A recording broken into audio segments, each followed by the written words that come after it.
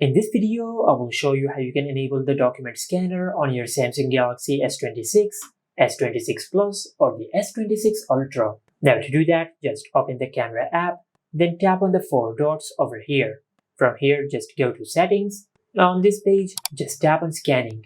Now at the top of the screen, just tap on Document Scanning and make sure that this toggle is enabled.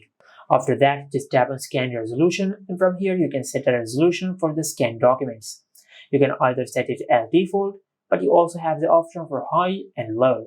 I will keep it at default. Now if you want to add a shortcut for the document scanner in the app drawer, you can enable this toggle.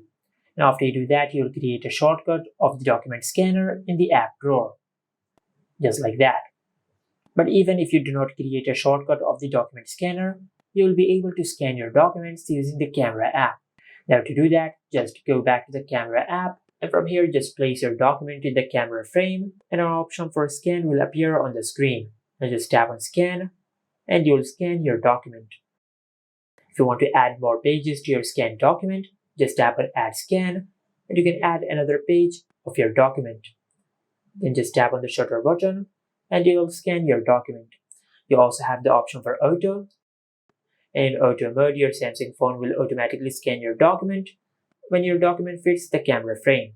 And once you're done scanning the documents, just tap on Next and select Save as PDF.